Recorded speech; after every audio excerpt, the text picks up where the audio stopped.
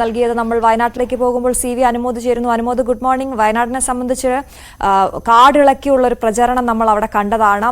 പക്ഷേ പോളിംഗ് ദിവസം ഏറ്റവും കുറഞ്ഞ ചരിത്രത്തിലെ ഏറ്റവും കുറഞ്ഞ പോളിംഗിലേക്ക് വയനാട് എത്തുകയായിരുന്നു. അതിലുള്ള ആശങ്ക മുന്നണികൾ അറിയിക്കുകയും ചെയ്തിരുന്നു. എന്താണ് ഒടുവിലത്തെ ചിത്രം വയനാട്ടിൽ? Good morning Ashwathi. നമ്മൾ കണ്ടതാണ് പ്രിയങ്ക ഗാന്ധി വയനാട് ക്യാമ്പ് ചെയ്തുകൊണ്ട് പ്രചരണത്തിന് നേതൃത്വം കൊടുക്കുന്നത്.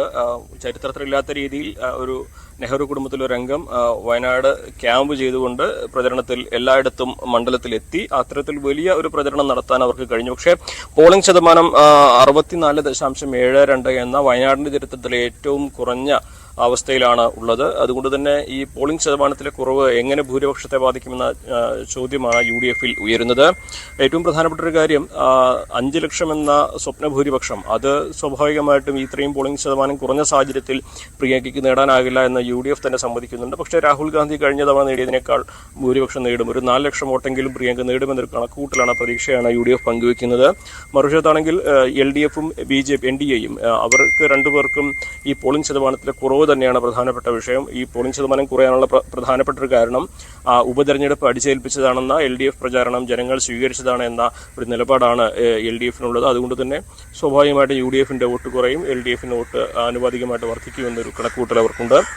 NDA ആണെങ്കിൽ നേരത്തെ വഖഫ് വിഷയമടക്കം അവർ വയനാട് മണ്ഡലത്തിൽ അവസാന ഘട്ടത്തിൽ വലിയ പ്രചരണം നടത്തിയിരുന്നു. അപ്പോൾ അത്തരത്തിൽ ക്രിസ്തീയ വിഭാഗങ്ങൾ അവരുടെ പ്രചരണത്തിൽ സ്വീകരിച്ച് അല്ലെങ്കിൽ അത്തരത്തിലൊരു നിലപാട് കൈക്കൊണ്ടതുകൊണ്ടാണ് പോളിംഗ് ശതമാനത്തിൽ കുറവുണ്ടായിരിക്കുന്നത്. ഇതിലും ഈ ഒരു സ്വാഭാവികമായിട്ടുള്ള വർധന വോട്ട് വിഹിതത്തിലും ഉണ്ടാകുമെന്നൊരു കണക്കൂട്ടൽ NDA-ക്കുമുണ്ട്. എന്നുണ്ടെങ്കിലും വയനാടിനെ സംബന്ധിച്ച് ഫലമല്ല, ഭൂരിപക്ഷം ആണ് പ്രധാനം. രാഹുൽ ഗാന്ധി നേടിയത്ര വോട്ടുകൾ നേടാൻ കഴിഞ്ഞില്ലെങ്കിൽ പോലും അത് UDF-ൽ വലിയ ചർച്ചകൾക്കും വിമർശനങ്ങൾക്കും വഴിയൊരുക്കും. പക്ഷേ പോൾ ചെയ്ത വോട്ടിന്റെ ഒരു 60% നേടാൻ കഴിയുമെന്നൊരു ആത്മവിശ്വാസം UDF പങ്കുവെക്കുമ്പോൾ പോളിംഗ് ശതമാനം, അതായത് നേടുന്ന വോട്ടുകളുടെ ശതമാന കണക്കിൽ നോക്കുകയാവും UDF നേതൃത്വം ചെയ്യുക. 60% മുകളിൽ വോട്ട് പ്രിയങ്ക നേടിക്കഴിഞ്ഞാൽ അതുതന്നെ ഈ കുറഞ്ഞ പോളിംഗ് ശതമാനത്തിന്റെ സാഹചര്യത്തിൽ വലിയ ഒരു നേട്ടമായിട്ട് UDF-ന് കണക്കാക്കാൻ കഴിയും.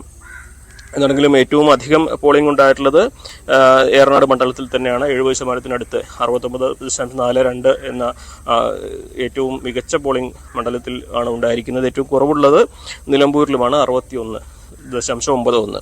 അത്തരത്തിലാണ് പോളിംഗ് ശതമാനത്തിലെ കണക്കുകൾ. എന്താണെങ്കിലും ഭൂരിപക്ഷത്തിന്റെ വലിപ്പം അതുതന്നെയാണ് വയനാടിനെ സംബന്ധിച്ച് ഈ ഒരു ഫലം വരാനിരിക്കുന്ന ദിവസത്തിലും ചർച്ചയാകുന്നത്. UDF പ്രതീക്ഷിക്കുന്നത് 4 ലക്ഷത്തോളം വോട്ടുകളെന്ന ഒരു വലിയ ഭൂരിപക്ഷം തന്നെയാണ്. ശരി അനുമോദ്, എന്തായാലും ആകാംക്ഷയിലാണ് രാഷ്ട്രീയ കേരളം. നാളെ രാവിലെ വോട്ടെണ്ണൽ മുതൽ പ്രേക്ഷകരിലേക്ക് തത്സമയ വിവരങ്ങൾ എത്തിക്കാൻ News 18 സജ്ജമാണ്.